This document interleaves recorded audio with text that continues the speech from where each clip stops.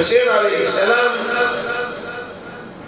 أمر بحفر الخندق، هذه العصرية، وتقريب المخيمات من بعضها البعض، تقريب المخيمات، لصق المخيمات مع بعضها البعض.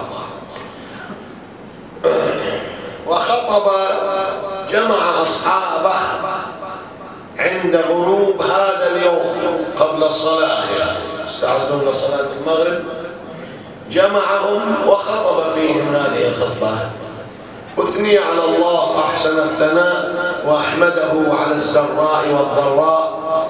الحمد لله لك الحمد على ما أكرمتنا، إذ أكرمتنا بالنبوة وعلمتنا القرآن وفقهتنا في الدين وجعلت لنا أسماعا وأبصارا ولم تجعلنا من المشركين.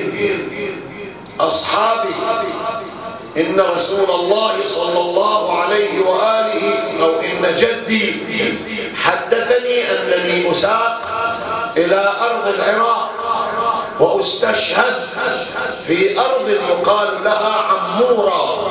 هذه المفردة ما وردت في المقاتل وفي خطب الحسين عليه السلام، ولم ترد في كلام المؤرخين إلا في هذه الخطبة.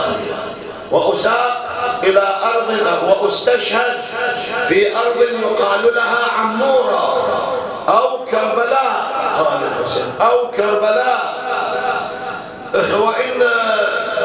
وإن القوم لا يريدون غيري، أنا المطلوب لا غيري، فانصرفوا في هذا الليل أو اتخذوه جملا، يعني اركبوا ظلامه واستغلوا ظلامه وستره، اتخذوه جملا ودعوني، فوالله لو قتلوني ما فكروا فيكم ولو قتلوكم لم يتركوني، أنا المطلوب. خطبوا الأنصار، تكلم زهير، حتى أن زهير كان كلامه أشدهم حماسا، حتى قال والله لو قتلوني وقطعوني وأحرقوني ودقوني ودروني في الهواء يفعل بي هذا 1000 مرة، عبارة زهير، يفعل بي هذا 1000 مرة على أن أدفع عنك القتل لقبلت، بدي أوقف أدافع عنك مهما كان الثمن.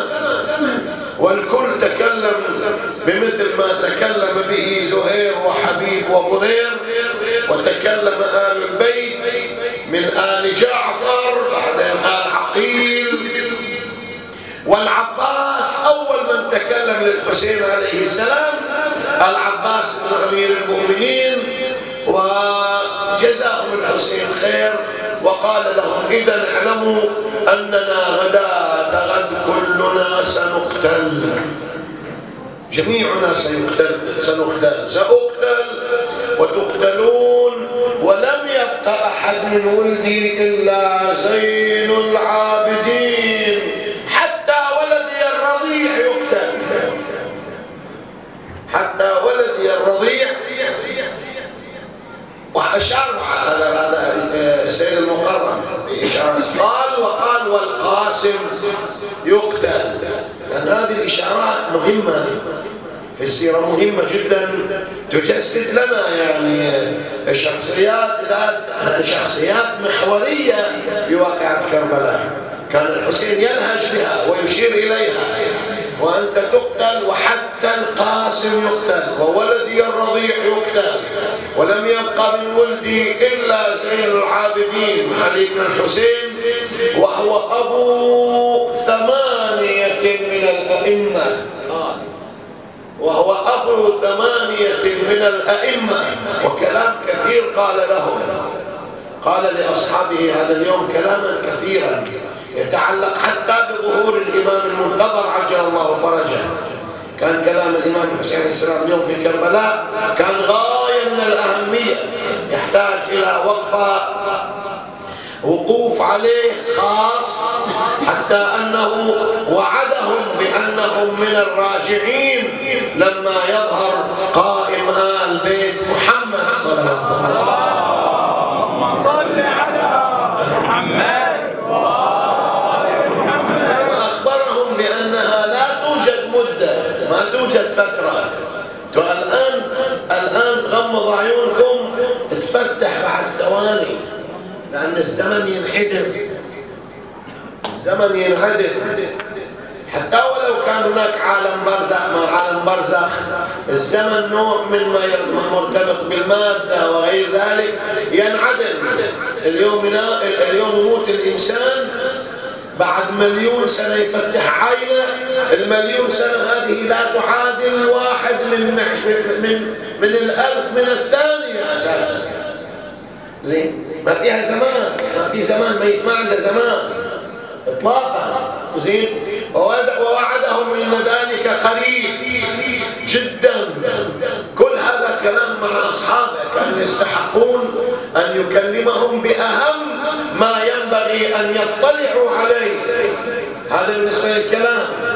كم هؤلاء عظماء عند الله الذين قتلوا مع الحسين، كم هؤلاء لهم منازل عند الله كبيرة جدا الذين قتلوا مع الحسين، كم هؤلاء عظماء في قومهم، كم هؤلاء نشطاء في صناعة الإنسان وصياغة الأخلاق.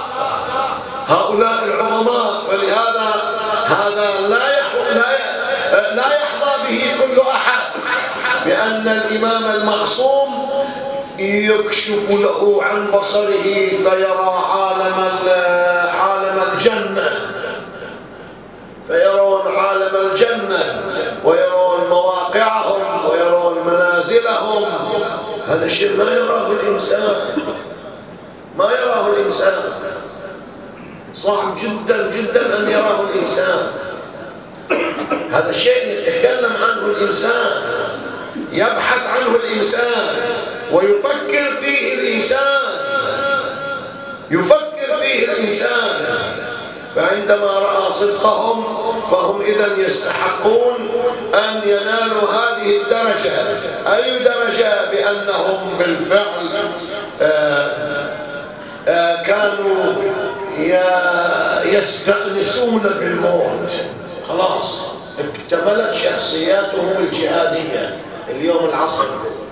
اليوم العصر اكتملت شخصياتهم الجهادية، اكتملت إرادة أصحاب الحسين، اكتملت ثقتهم بأنفسهم، اكتملت إمكانياتهم إلى أن وصلوا إلى أن يكونوا من خواص الإنسان ومن المتميزين في الإنسانية الذين تكلمنا عنهم قبل ليالي، وهم المخبتون.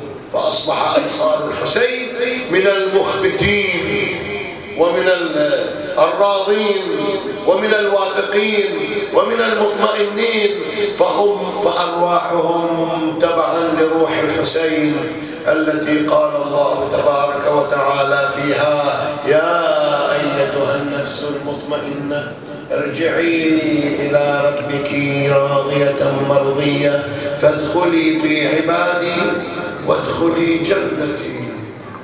نفوسهم هكذا، معانيهم هكذا. ثم صلى بهم المغرب والعشاء عليهم السلام جميعا. الإجراءات من هنا وهنا، جمع الحطب، حفر الخندق، حتى إذا كان القوم غد فعلا يعني عزموا على قتال الحسين يضربون النار في هذا الحطب، لأن الخيل راح ترجع لا تقفز النار، ما تقفز النار. زين، مو ضروري كل خيل مدربة على أن لا تقفز النار. فجمعوا الحطب بعد أن حفروا الخندق، وبدأت إجراءات متعددة، كل في خيمته يقرؤون القرآن. لما دخلوا مضاربهم خرج الحسين عليه السلام من خيمته يمشي طلع يمشي. يقول وكانت يد الحسين بيدي، ايد الحسين مباشرة، ايد الحسين مباشرة بيد نافع. رجع به الى المخيم، الى الخيام. دخلوا، قال له نافع انتظرني ها هنا، انتظرني ها هنا، اريد ان ادخل على اختي العقيلة اسلم عليها. يتفقدون زينب، يعني يمر على خيمة العباس، يمر الحسين يدخل علي الاكبر، على طول رايحين جايين عند خيمة السيدة زينب عليه السلام. دخل عليها الحسين. يقول نافع فسمعتها تبكي، سمعت زينب تبكي وتقول أبا عبد الله استخبرت أو استخلصت من أصحاب كرياتهم، أخشى أن يسلموك عند الوثبة. واستيقظنا النساء، لأن على أثر بكاء زينب حركة من زينب من النسوان في الأرض كلها تطلع بكاء. زينب قاعدة تبكي، زينب قاعدة تبكي قاعدة والنسوان كلهم، كل النسوان صارت عزية، صار بكاء. نافع جاء مسرعا إلى خيمة حبيب المراهب. قال له يا حبيب قال ما تريد يا نافع؟ قال لقد سمعت من زينب الآن كذا وكذا، فهي خائفة، وبنات رسول الله كلهن قد استيقظن من نومهن فهم يبكون يبكون. قال نروح نطمن قلوبهم. حبيب وقف ونادى على الأنصار يا أبطال الصفا ويا فرسان العيشاء، لبيك يا حبيب لبيك. أول ما طلع العباس قال له يا أبا الفضل ارجعوا إلى مضاربكم، ردوا الخيام وابنائه. يا أبا الفضل ارجعوا إلى مضاربكم لا سارت عيونكم. فجاء حبيب ومعه الأنصار وقفوا على باب خيمة زينب. الحسين داخل الخيمة مع زينب، يقولها يا زينب قومي تروحي كلميهم. الأنصار سمعوا الكلام، الأنصار وصلهم أنك أنت خايفة ومو مطمئنة، فقومي تروحي كلميهم. خرجت تسحب أديالها كأنها فاطمة، وقفت على باب خيمته. قال لها حبيب يا ابن أمير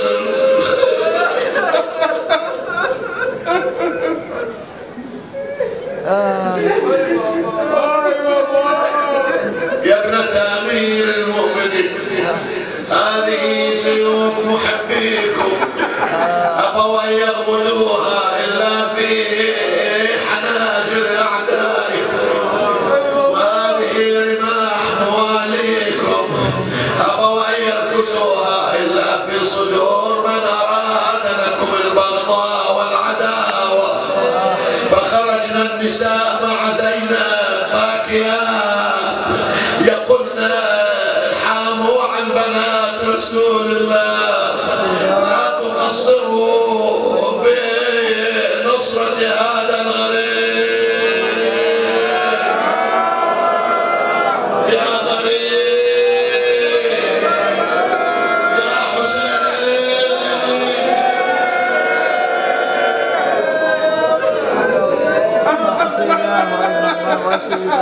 رجعوا إلى مضاربهم.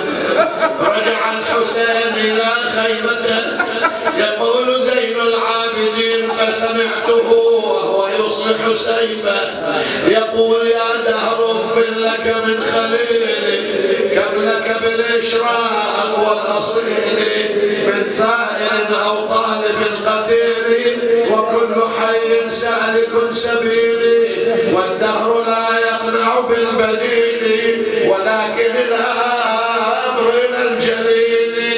يقول أنا فهمت ما يريد وتمالكت نفسي، ولكن عمتي زينب لما سمعت وثبت عليه ووقفت على رأسه بالخيمة قالت أبا عبد أدمع نفسك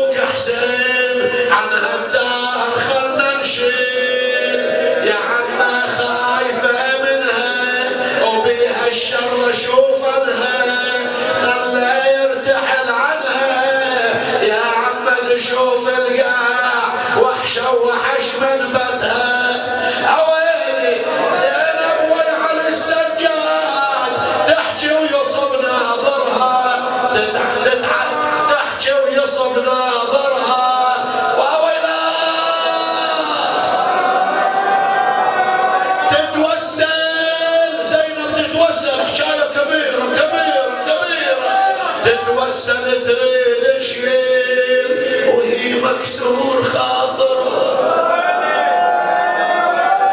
ساعة وقلبه سكنة اجا والجيل تأسرها وعلى اختم الحزن سلم ويمها قعد وتبسم وجل عنها الحزن والهم وحاجاها وسلاها وناشدها على راحتها ادعونا صد عن السجاد عن الحال يحجينا قلنا كسرت خاطري عمدي شفت المدمع تسيل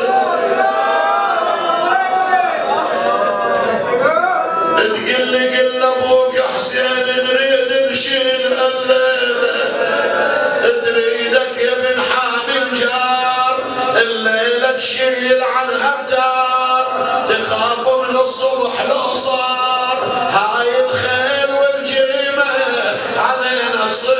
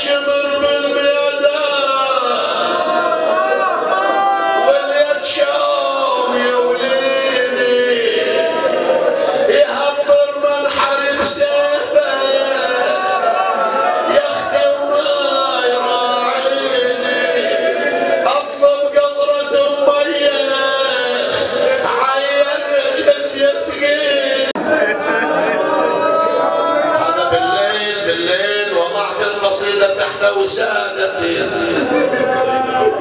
ولما أن غفت عيني